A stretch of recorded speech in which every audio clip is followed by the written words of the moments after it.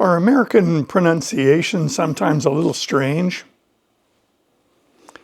I'm Joseph. This is Input English. Yes. The answer to that question is yes. Sometimes they're a little peculiar and they can trip up language learners. For those of you joining us for the first time, Input English is a channel created to provide comprehensible input to English learners the world over. Comprehensible input is arguably the best way to learn English. As such, we focus on listening to spoken English and reading written English. These are the two forms of input. So what sort of trouble can American pronunciations give you, and how can I help you with that? Today we talk about the flap T. There are a lot of words in English which are spelled with a T, but the pronunciation in American English changed that T sound to a D sound, and this phenomenon is called a flap T. If you were to get all your input by listening to content, you might not notice flap T's because you wouldn't see the difference in the spelling as compared to the sound. But as soon as you expose yourself to the written language, your mind is very capable of identifying this strange pattern because it doesn't match. There are a lot of words in English spelled with a T, but pronounced as if they were spelled with D's. Now, this channel does not focus on grammar, and I'm not going to give you a bunch of grammar rules. We don't study lists of vocabulary, but I do want to be a helpful local guide, if you will. I would like to provide little clues so that when you encounter things in your English learning journey, they make more sense. I would prefer, if you encounter something new, that you respond by saying, "Oh yes, I've heard of that," as opposed to, "What are they doing? That doesn't make any sense to me. What is that all about?" I don't want confusion.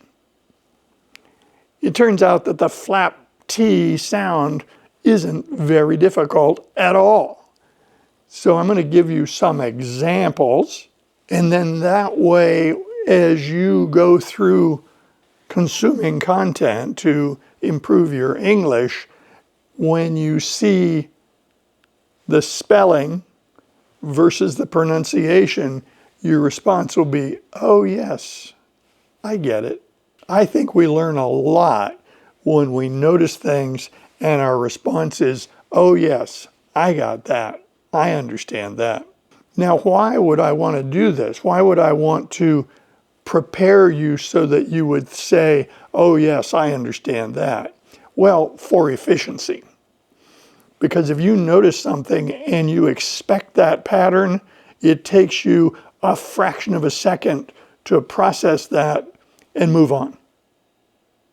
But if you don't understand and it piques your curiosity, you may be drawn into a lengthy investigation of why it is so. And that will decrease your efficiency, at least for a short time. So let's help you with these. I have a list.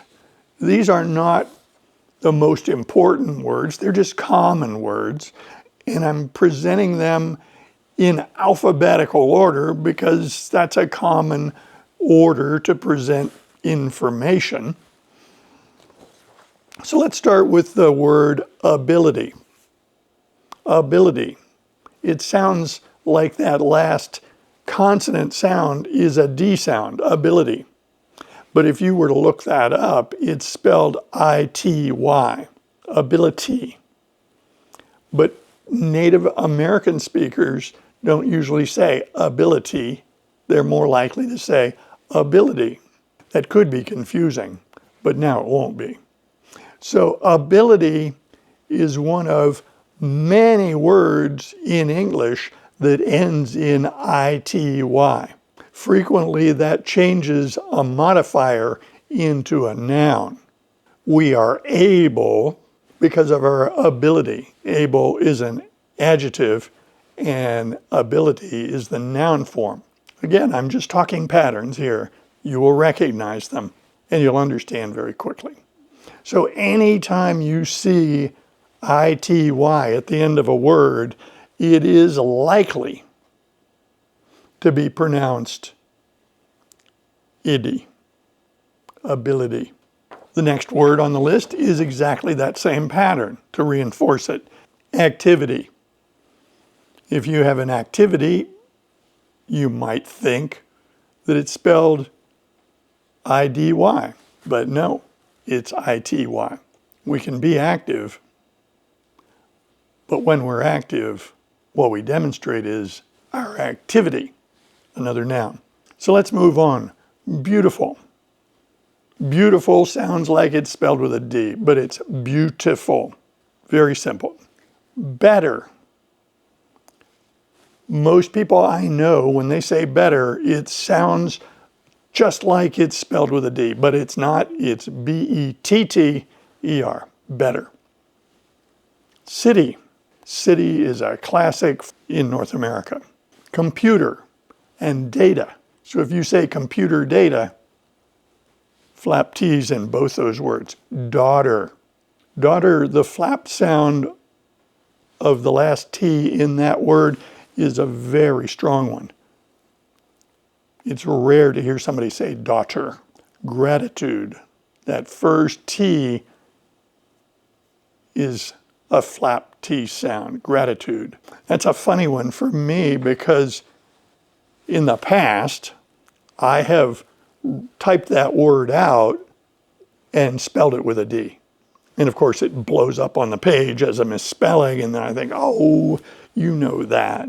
So one of the problems with flap T sounds is when you go to write English, you may get some misspellings. Now, a lot of times that will be caught by spell check, but not always. Sometimes spelling a word with a D substituted for the T will give you a word that's a real word. And spell check, unless there's an AI involved, spell check may let it go through. Later. Little. Matter. Party. You go to a party. It sounds like it's spelled with a D. No. Party. Pretty and water. Water's a funny one. It's a ubiquitous word. We're always saying water, and it's got a classic flap T. So now that you've heard those words and you've seen them on the screen spelled correctly, you have some clues. Your brain has seen that pattern. You may have seen it before, and you may be very aware of this. I understand that. I've given you a picture of the pattern so that when you do encounter this, you're more likely to say, aha, I was told about this. I expect this. Not a big deal. Now, might you encounter well-spoken American English that doesn't really use the flap T sound very much at all? And the answer is yes. What's it sound like? Well, I can give you an example. I'm going to link this in the description below. There is a fellow, I believe on the East Coast of the United States, who on YouTube is known as Hemingway Jones. He's an interesting fellow, very interested in fountain pens and writing, and he's a charming personality on YouTube. I've enjoyed watching his YouTubes because I like old-fashioned writing implements like mechanical typewriters and fountain pens. He's a great source of reliable information on fountain pens. But the interesting thing about Hemingway Jones, and the reason I bring him up, is because of his pronunciation of T sounds when he speaks. If he is wearing a garment to keep himself warm, he's going to call that a sweater, where others in the United States might call it a sweater. I did not identify any flap T sounds in anything he said. And it struck me as different. It was interesting. I don't think it's an affectation. I think it's something he learned. He tells us on his channel that he is from Philadelphia. Well, I'm originally from Philadelphia, but I didn't grow up there. I spent a lot of time there in graduate school, and I don't recall the erasure of flap T sounds in the pronunciations typical in Philadelphia. If anything, they're accentuated. So today was not a grammar lesson. This was a heads up from your local guide. You're on a tour of the English language. You're enjoying it. You're exploring it. And there are things that you will encounter that will either be confusing or pique your interest. And I would much rather you see and recognize a pattern that I've given you a hint about and say, oh yes, I remember that. And then move on, consuming more content. Because for us, the name of the game is consuming lots of content. And since there's only so much time, we would want to consume that content relatively efficiently and not have to make mental side trips to look things up and slow the process down. I invite comments below. And if you like videos like this, be sure to click on this one next. See you soon.